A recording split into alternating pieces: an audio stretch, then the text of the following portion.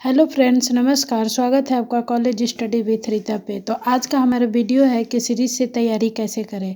ऐसे एक टीचर को ये शोभा नहीं देता है कि वो बच्चों को बोले कि सीरीज से तैयारी करें। फिर भी बहुत से बच्चों का ये डिमांड था कि मैम हम लोग क्लास नहीं करते हैं, प्रॉपर वे में हमारे पास कोई नोट्स नहीं है, तो हम लोग कैसे सीरीज से तैयारी कर सके, इसके लिए हम लोग को कुछ सजेशन दीजिए। तो मैं सोची कि क्यों ना मैं एक वीडियो बना दूँ जिससे सारे बच्चों को इससे सुविधा मिल जाए कि सीरीज से कैसे वो पढ़े और कैसे तैयारी करें।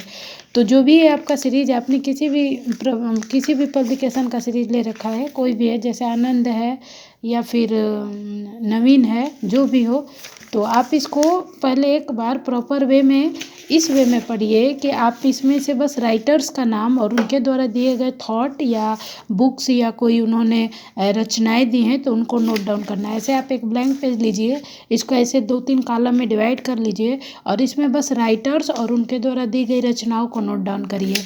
उसके बाद से जब आप एक बार ऐसे ढूंढते हुए पूरे सीरीज को पढ़ लेते हैं राइटर्स और रचनाओं को लिखने के वे में, तो फिर एक बार ये पूरे सीरीज से आप हेडिंग को नोट डाउन करिए। इसी पेज के पीछे वाले हिस्से पे आप हेडिंग लिखिए और पूरे हेडिंग के बारे में लिखिए, जैसे पृथ्वी की आंतरिक संरचना में क्या क्या आता है, ब्रह्मांड की उत्पत्ति में क्या क्या आता है, इस तरह हेडिंग बस लिखिए। उसके सामने कोई डिफिनेशन नहीं लिखना है, ओनली फॉर हेडिंग लिखते जाइए। इस तरह से जब दूसरी बार आप सीरीज हेडिंग लिखने के टारगेट से पढ़ जाते हैं तो 2 बार आपने शॉर्टली सीरीज को पढ़ लिया।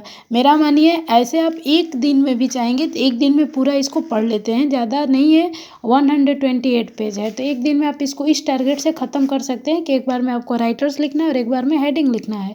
तो इस तरह से आप ये ब्लैंक पेज को जब नोट डाउन कर लेते हैं तो फिर इसको एक बार अच्छे से फिर डीपली पढ़िए और पूरे सीरीज़ को, पूरे हेडिंग वगैरह को पढ़िए और पढ़ने के बाद से फिर इस पेज को लीजिए जिस पे आपने हेडिंग लिख रखा है, इस हेडिंग को पढ़िए। जब हेडिंग को पढ़ने पे आपको ऑटोमेटिक दिमाग में इसका परिभाषा आने लगता है, डिफिनेशन आने लगता है, तब आप समझिए कि आपकी तैयारी अच्छी हो गई है और इस तरह से आप तैयार करके कम समय में भी अच्छा नंबर गेन कर सकते हैं।